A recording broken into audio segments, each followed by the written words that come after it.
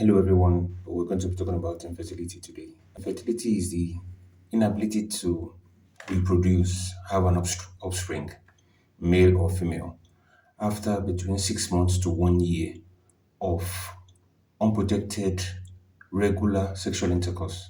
It may be primary in the case of a woman that has never been pregnant or a woman that has never had a child, or secondary in the case of someone that had one or two children before, and after 1 year, they've not been able to have children. Now, why do we say regular and unprotected? You can't expect to have children if you are using condoms 2 to 3 times a week. This way, whatever relation cycle the woman has, we are hoping to catch it. The man is also very much around, and activity is going on to have children. If this is going on for 6 months to 1 year and or more, and there's no offspring, we'll say there's infertility, primary or secondary. We should know that in the US alone, there's about 10 to 15% of infertility prevalent. We see there's a need to go and see the doctor if you're having irregular or absence periods, your age above the age of 35, you've not had any baby at that age, you've had previous pelvic inflammatory disease, that is reproductive tract infection anywhere along the line, you've had metrosis, I have a video on that, you had other abnormalities, you need to go see the doctor, have it checked, and probably start treatment. For people that had previous miscarriages, it's time for you to go check with your doctor. People that had previous cancers or cancer treatment, because both cancers and cancer treatments could cause infertility. You need to go in and get checked. In men, what could be the problem?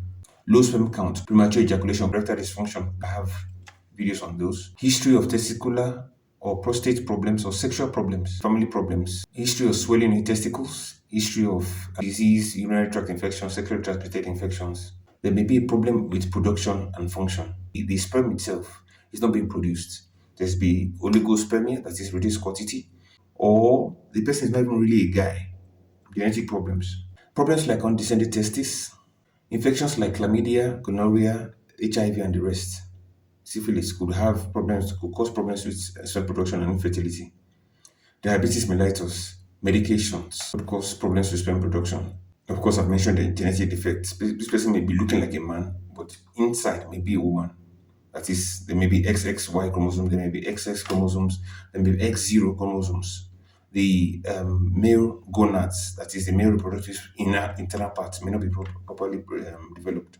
The testes could have what they call varicocele, that is, the blood vessels that supply the testes could be engorged or enlarged and not do the functions properly. It could affect fertility and sperm production. The second problem would be secondary sexual problems. That is, there's a problem with delivery of the sperm. So the sperm is nice.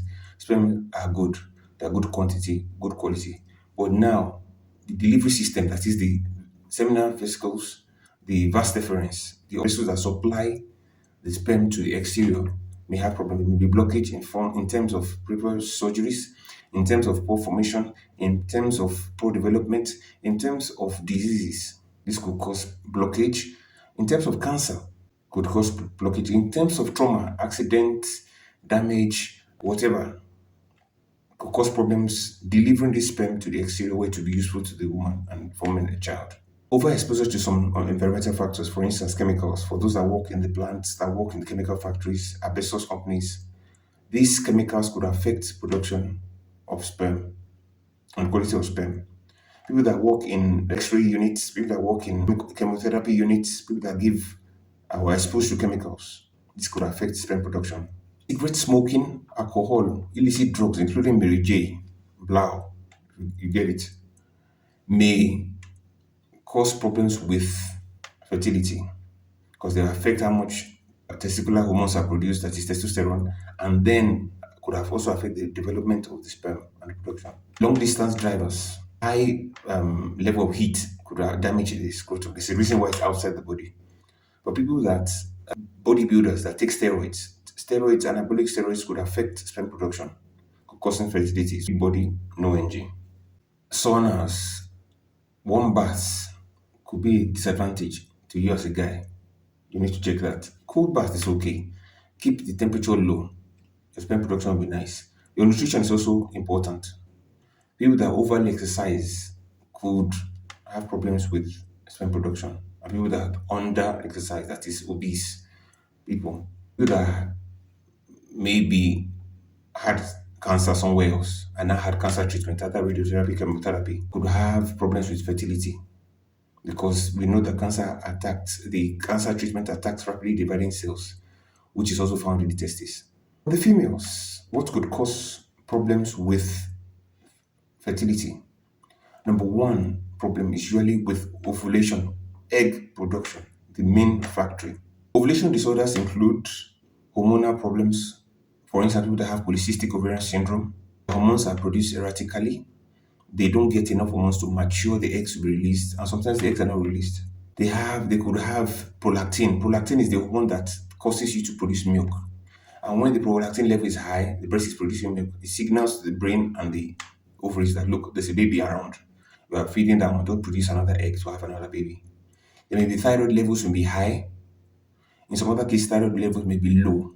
I have videos on thyroid disorders. People that have tumors, people that have eating disorders. Oh, I like to eat a lot. Oh, I don't like to eat. Each of the extremes could have problems with ovulation and then fertility. Overly exercising professional athletes, people that go to the gym and spend their lifetime at the gym, could have problems with ovulation because you're overworking your system, you're putting your system in a state of constant stress. Ovulation is going to be diminished and they may have problems with fertility. There could be problems with the uterus or the cervix. For the cervix, you see cervical incompetence. That is, the cervix is not strong enough to hold up a developing baby, so the baby comes down, miscarriages. Uterus, you may have polyps, you have tumors, you have fibroids that could affect implantation. You may have tumors inside the ovaries where the eggs are produced. They affect production. You have tumors inside the fallopian tube that block eggs from passing through or block sperm from going through. And then there's a problem with fertility. Repeated pelvic inflammatory disease, people that overuse or misuse contraceptive pills, including your combination 3, your post pills, it could cause problems with fertility because the lining or the fallopian tube could be affected. So it will not allow eggs to pass through properly. That could be an issue. People that have had adhesions from previous surgery, adhesions from a healed ectopic pregnancy could block the fallopian tube and give issues also. Also, this is small sex that we need to consider. People that have primary ovarian insufficiency, also known as premature menopause. People that have menopause before the age of 40, either from cancer treatment, either from genetic, either from exposure to certain chemicals. For some reason, menopause starts early and then they have problems with fertility. Often, we don't know the reason, but it could be as a result of immune diseases. Turner syndrome, that is an extra Y chromosome, so it's called male female intersex, if you may like to mention it, or X0. Instead of the XX for female, they have a 0. So they are not really female, but they are not really male. Also, Fragile X syndrome carriers, another genetic disorder, a DNA problem with the chromosomes. If they are exposed to radiation, women that work in coal mines, women that work in radiation prone areas, people that work in chemotherapy, they could have primary ovarian insufficiency, that is premature menopause. And of course, for women that have had previous surgeries, pelvic operations, and maybe adhesions from appendicitis surgeries, from ectopic pregnancy surgeries, from endometriosis surgeries or endometriosis, that video on endometriosis, people that had colon cancer surgeries, any pelvic surgery, adhesions could form, cause the tubes to be blocked, and then result in infertility. We've talked about cancers and cancer treatment. Both the cancer and the treatment for cancer could cause infertility. Finally, for women and men, the type of lubricant is important. There are some lubricants that can cause infertility. They can kill the sperm. They act as spermicides. They change the pH of the uterine lining and the vaginal wall and kill the sperm. They also affect the egg when it's coming and does not allow implantation or production or fertilization. What risk factors will I say what things will I say put me at risk or put the person at risk of being infertile? Number one, age. The older you get as a man, as a woman, fertility reduces. More for women. Men from the age of 40 upward, you see fertility reduces. But for women from the age of 30, 35 upwards, there's a drastic and geometric decrease in fertility and the more likelihood of having babies with chromosomal defects, e.g., Down syndrome. The older you grow, the lower quality of eggs you are producing because you are reaching the end of your egg store. Same thing for men. People that use tobacco, that use alcohol, that illicit medications, illicit drugs, including Mary J, would have number one, slow moving sperm, abnormal sperm for men, hormone problems for women, low quality eggs for women, problems with fertilization and implantation for women, problems with the lining of the uterus and the fallopian tubes for the women, low or no, that is zero sperm production for the men.